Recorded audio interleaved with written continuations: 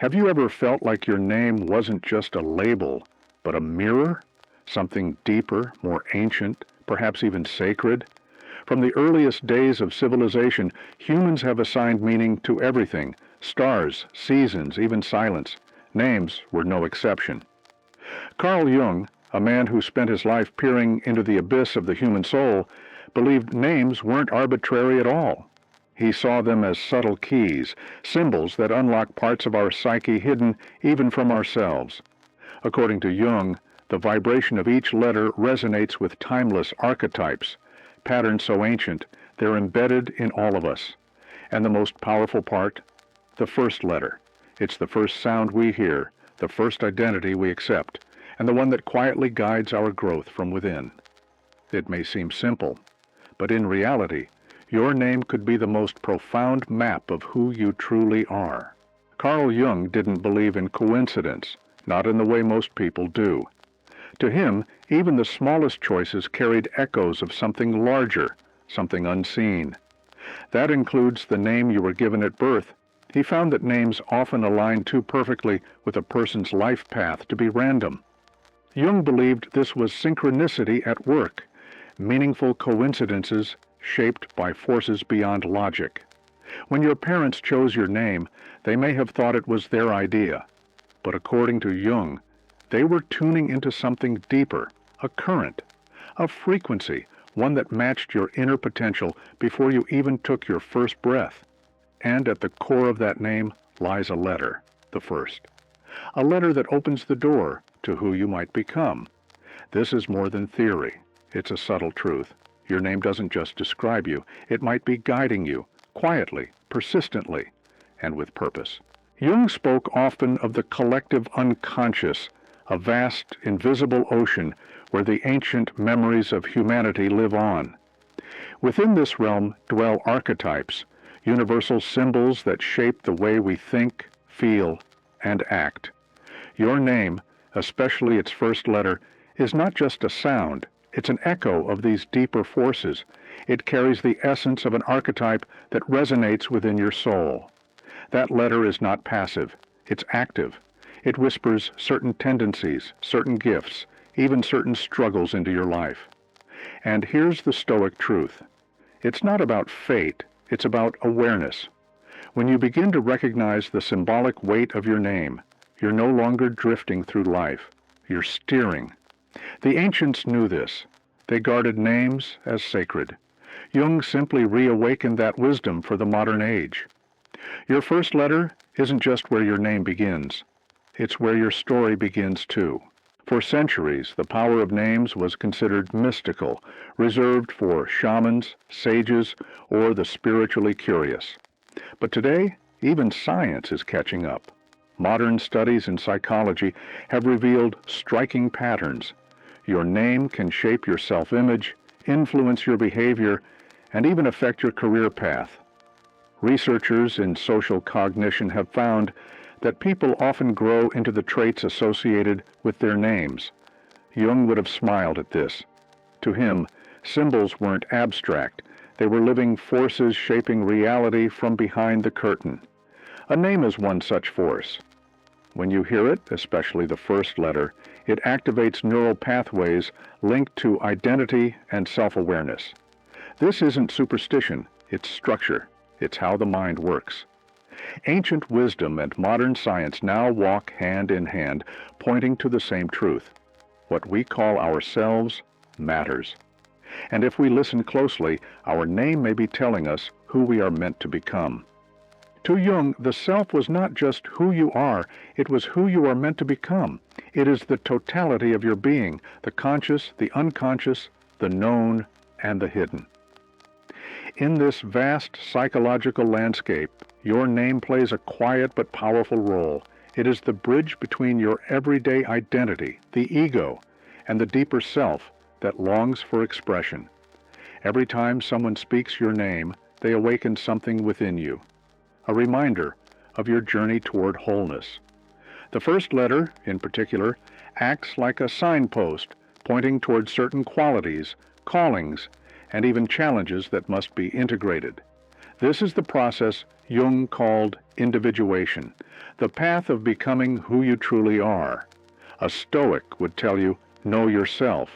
Jung would add, name yourself, because in your name lies a thread, one that, if followed with care and courage, leads directly to your truest self.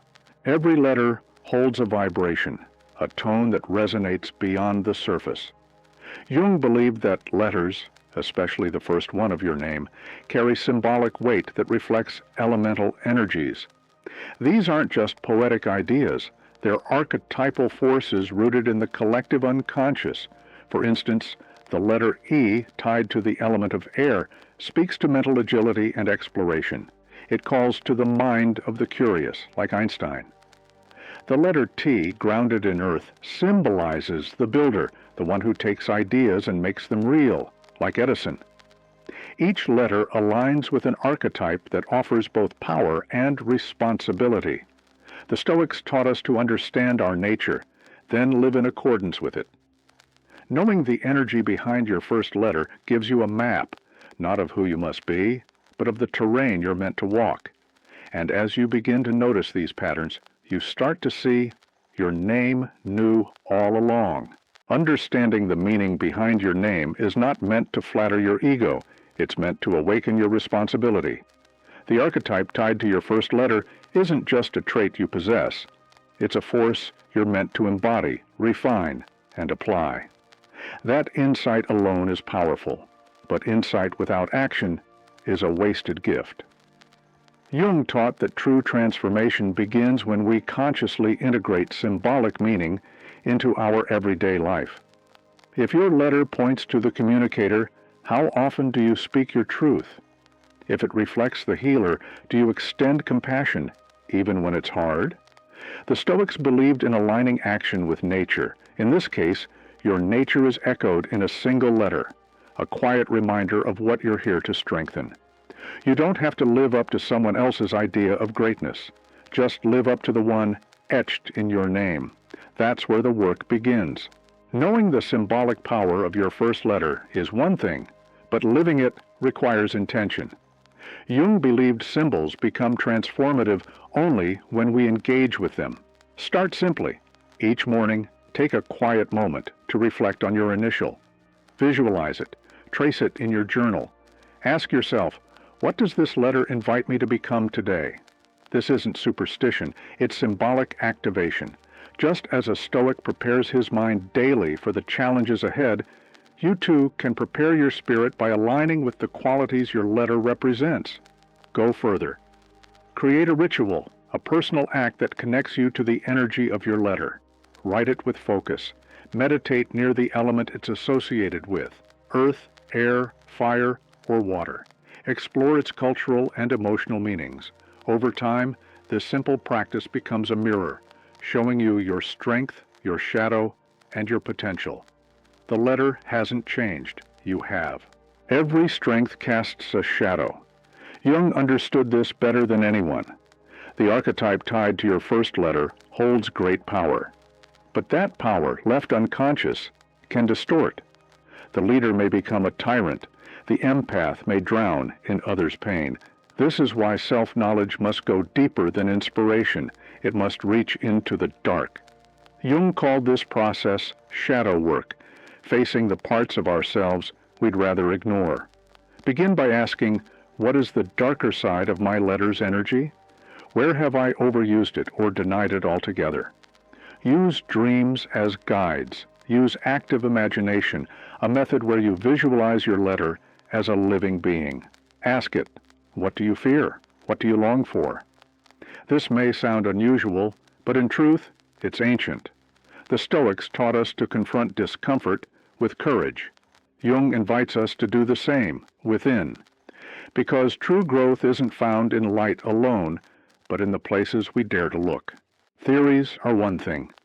Lived experience is another.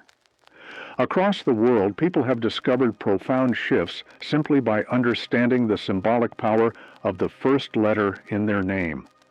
Maria, a therapist, always felt drawn to healing, but it wasn't until she explored the archetype of M that her work deepened into something truly transformative. Roberto, a hesitant entrepreneur, unlocked boldness when he embraced the fiery renewal tied to R. These changes weren't magic, they were moments of recognition. The letters simply revealed what was already there. Jung believed that once we see a symbol clearly, it begins to move within us. The Stoics taught that wisdom is action. Knowing your letter's meaning is not the end of the journey, it's the beginning of conscious growth. You are not trapped by the letter you carry. You are empowered by it. Let it remind you of who you are and who you have always had the potential to become.